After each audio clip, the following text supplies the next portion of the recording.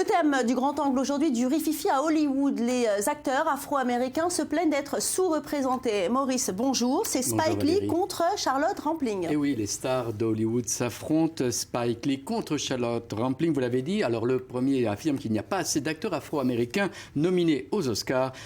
Racisme anti-blanc, réplique Charlotte Rampling. Alors le cinéma doit-il rendre compte de la réalité ou vendre du rêve et des stéréotypes? C'est ce que nous allons voir. Aux États-Unis, l'Académie du 7e art est exclusivement blanche et masculine. C'est la question, fer de lance de la lutte contre les disparités au cinéma. L'acteur-réalisateur Spike Lee est indigné du manque des diversités dans les dominations des Oscars. Racisme anti-blanc, c'est ce qu'a rétorqué l'actrice Charlotte Rampling, nominée pour le rôle de meilleure actrice. Si vous avez des questions, des commentaires, Sarah Martinez est là pour vous. Sarah, bonjour. Bonjour. Vous êtes devant votre ordinateur. Vous allez intervenir évidemment en direct. N'hésitez pas à écrire sur l'adresse mail qui s'affiche en bas de votre écran. On regarde le sujet de Jonathan Serrero et on en parle tous ensemble après. A tout de suite. Pas un seul acteur noir nominé aux prochains Oscars, un scandale pour bon nombre d'artistes du 7e art américain. Des acteurs comme Will Smith, son épouse Jada Pinkett Smith ou Spike Lee ont annoncé vouloir boycotter la soirée prévue le 28 février prochain. Un appel relayé via Twitter et le hashtag #OscarsSoWhite. Des milliers de personnes se sont indignées de la sélection opérée par l'Académie des Oscars. Une association liée à la communauté noire américaine est aussi montée au créneau. Nous adopterons la position suivante. Au regard de l'absence constatée d'artistes afro-américains dans la sélection des Oscars, nous n'avons aucun intérêt désormais à participer ou regarder la cérémonie. Cette sélection omet volontairement d'inclure les afro-américains. Une attitude critiquée par l'actrice britannique Charlotte Rampling, nominée dans la catégorie meilleure actrice pour sa performance dans 45 ans d'Andrew Hayes. L'artiste a fustigé le racisme anti-blanc sous-jacent de ses collègues noirs américains, des propos sur lesquels l'artiste est revenu depuis. Malgré ses regrets, le réalisateur Spike Lee a tenu à lui répondre. Non, elle est revenue sur ses déclarations. Je pense que quelqu'un a dû lui dire que si elle continuait comme ça, elle ne gagnerait rien du tout. Pour tenter d'éteindre l'incendie, l'Académie des Oscars a pris des mesures historiques. L'institution du 7e art a annoncé un doublement d'ici 2020 de ses membres féminins ou provenant de minorités ethniques. Pour le musicien Questlove, membre du groupe The Roots, il s'agit d'une bonne première étape. Il faut toutefois plus de dialogue pour que le changement arrive vraiment. Le vrai changement, ce sera quand vous aurez pas seulement plus de noirs, mais toutes les ethnicités représentées en coulisses dans les entreprises du secteur. C'est là qu'on aura du vrai changement. Une enquête menée en 2012 par le Los Angeles Times a montré que 77% des membres de l'Académie sont des hommes. 94% de ces hommes sont... Jonathan Serrero, bonjour. Bonjour. Cette polémique autour du manque de représentation des Noirs dans le cinéma américain, c'est récurrent. On ne peut pas comprendre cette polémique sans replonger dans l'histoire des États-Unis et ce qui fait cette histoire. Une histoire marquée par le racisme et la ségrégation. Et le 7e art américain a mis en lumière donc ces deux problèmes. On voit trois phases dans l'histoire du 7e art américain, dans l'histoire du cinéma afro-américain. Une première phase que j'ai délimitée entre 1895, Thomas Edison, l'inventeur du cinéma, qui filme pour la première fois des Antillais, à 1950, qui marque la fin de l'imagerie raciste du personnage noir dans le cinéma américain. Le personnage noir est décrit comme la mamie, notamment dans Autant en emporte le vent, où Hattie McDaniel, qu'on va voir tout de suite à l'écran, est représentée en servante de la famille blanche dominante. Il est aussi le coon, traduit en anglais comme raton, donc terme péjoratif. Le tragique mulatto, personnage noir, mal dans sa peau, qui honteux de sa condition, choisit de maquiller le visage avec son visage avec de la poudre blanche. Au début du XXe siècle aussi, le noir est représenté en brute épaisse, avec dans le film notamment de Naissance d'une nation de David Ward Griffiths, qui est un film raciste.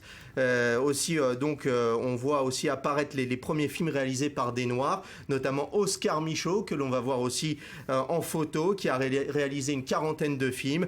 Et l'avènement du cinéma afro-américain interviendra avec l'avènement de personnages comme Malcolm X ou Martin Luther King. Et c'est à partir de l'après-guerre que l'on voit des acteurs américains se remettre des prix. Et notamment avec Sidney Poitier, primé pour le film, comme il a reçu l'Oscar du meilleur acteur en 1963 dans le film Le Lys des Champs. Le noir n'est plus représenté comme un personnage bête et méchant, il est maintenant courageux et intelligent.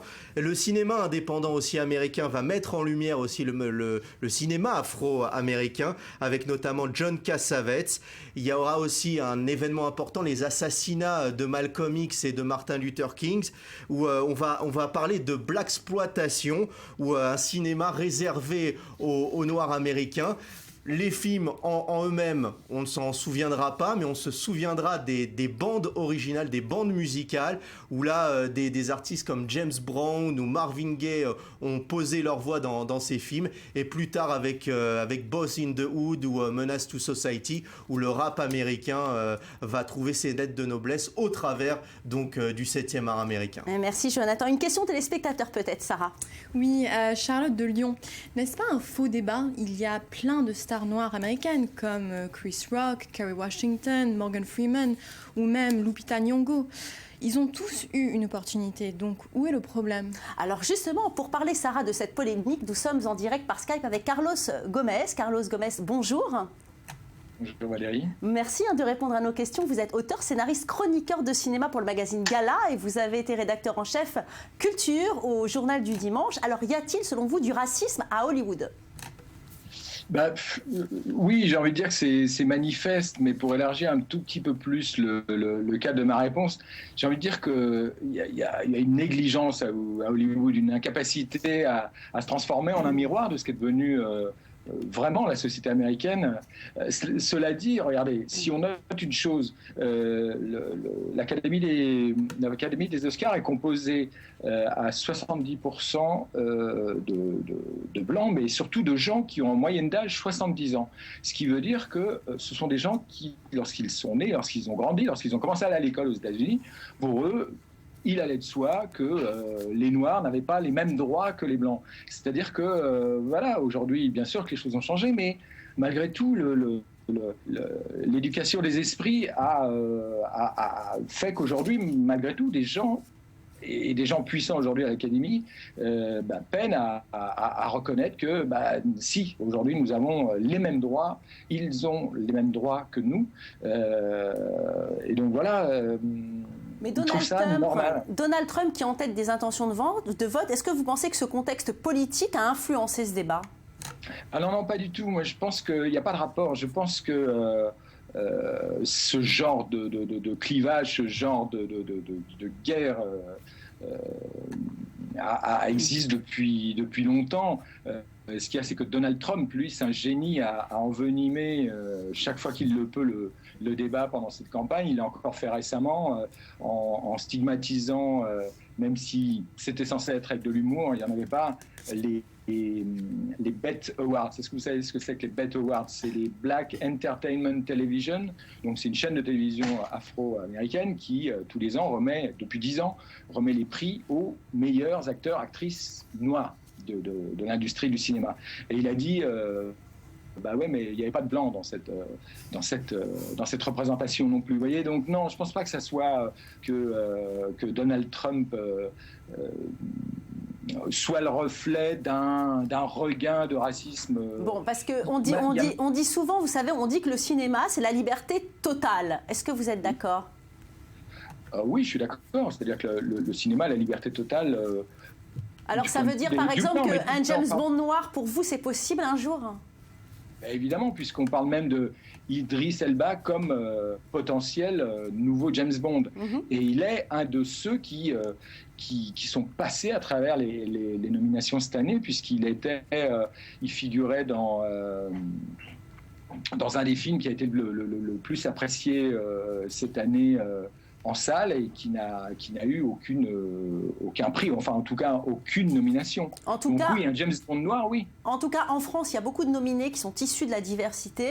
Est-ce que finalement, on n'est pas dans le schéma inverse ? En partie, on est dans un schéma inverse, j'ai envie de dire, heureusement, mais là, je parlais d'éducation, de manque d'éducation ou d'éducation tronquée pour les jeunes Américains aux années 50-60. Nous, heureusement, l'école de la République, comme on dit, avec tous ses défauts, je pense qu'elle a fait un travail éducatif profond, quoi, qui nous permet, globalement, nous a permis de faire ces erreurs-là. Et c'est vrai que dans les prochaines nomination au César, cette représentativité est remarquable justement, cette année en particulier. Oui, parce que vous parlez justement des Césars, on le voit avec le film Fatima, avec Soria Zeroua, nominée justement au César pour le meilleur film et la meilleure actrice. On dirait qu'en France, on mise sur la diversité. Vous êtes d'accord ? Non, c'est pas qu'on mise sur la diversité, c'est que vous, si vous faites partie de ceux qui étaient amenés à voter, qui sont amenés à voter cette année, que vous avez vu Fatima, c'est un des bons films français qu'il y a eu cette année, et il n'y en a pas eu beaucoup, quoi. Alors il se trouve que, oui, l'actrice principale est une femme d'origine maghrébine, actrice amateur, qui plus est.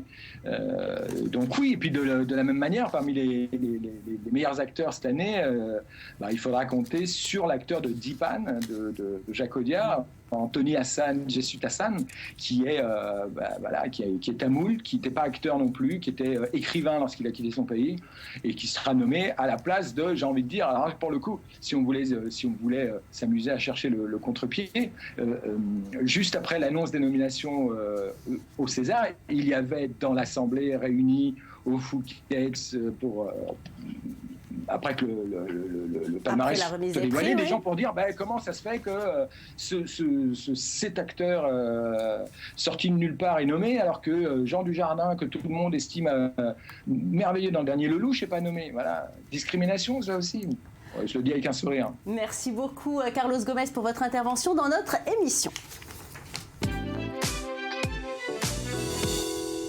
Et les Emmy Awards sont sortis des sentiers battus cette année. Viola Davis, héroïne de How to Get Away with Murder, est devenue la première afro-américaine à remporter le prix de la meilleure actrice dans une série dramatique. Viola Davis marque ainsi l'histoire de la télévision, mais elle aussi ne manque pas de critiquer le monde du spectacle américain. Regardez.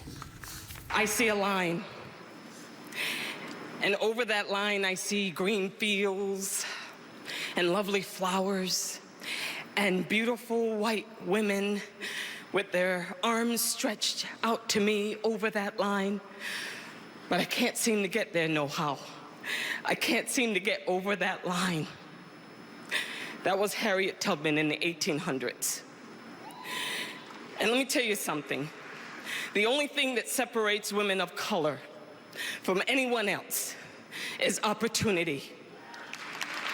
To all the writers, the awesome people that are Ben Sherwood, Paul Lee, Peter Nowak, Shonda Rhimes, people who have redefined what it means to be beautiful, to be sexy, to be a leading woman, to be black.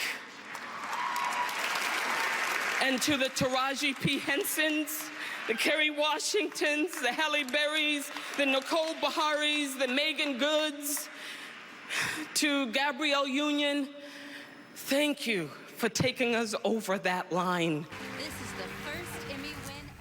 Maurice Fergon, elle a vu beaucoup d'émotions dans cette séquence, mais est-ce que vous ne pensez pas que c'est quand même un peu de la victimisation ? Elle parle d'opportunités réservées seulement aux Blancs. Écoutez, moi ce que je vois surtout, c'est beaucoup de ressentiment. Vous la voyez pratiquement au bord des larmes. Alors il faut dire que Viola Davis a une histoire dans le cinéma américain. En 2012, elle est nominée pour le film La couleur des sentiments. Elle avait le rôle d'une... Donc elle a eu sa chance. Elle a eu sa chance. Elle incarnait une femme de maison dans le Mississippi profond, dans des familles assez bourgeoises américaines. Mais en finale, c'est Meryl Streep qui a remporté l'Oscar et elle a été mise sur le côté, vous voyez. Donc vous pensez qu'elle est un peu revancharde, dans le monde des artistes, c'est surtout l'ego qui prime, l'ego qui domine, et je veux dire que défaite face à Meryl Streep, qui incarnait Margaret Thatcher, du reste, a dû la blesser. Et il y a un film quand même dont j'aimerais vous parler, qui vous a beaucoup marqué, ça s'appelle Devine qui vient dîner, avec Sidney Poitier et Katharine Hepburn. Pourquoi, Maurice, rapidement? Tout simplement parce que c'est un film que j'ai vu quand j'étais assez jeune, et Sidney Poitier incarne le rôle d'un jeune noir américain, afro-américain, et sa fiancée veut le présenter à une famille d'Américains blancs, tout ce qu'il y a de plus normaux, libéraux, et le rôle de la fiancée est incarné par Katharine Hepburn. Et il faut dire que finalement, celui qui a reçu l'Oscar pour ce film, c'est Katharine Hepburn, et c'est pas Sidney Poitier, parce que Sidney Poitier, vous l'avez dit, Jonathan, a été le premier afro-américain à avoir reçu un Oscar en 64 pour un film, Le Lys des Champs, en 64, où il incarnait justement un jeune noir qui finalement était exploité par des nonnes. Oui, c'est vrai qu'on imagine la scène, ce noir américain avec des enfants qui étaient d'ailleurs déjà mariés et que la fille vient présenter aux parents pour le... C'était compliqué à l'époque. Merci à vous tous d'avoir été sur ce plateau.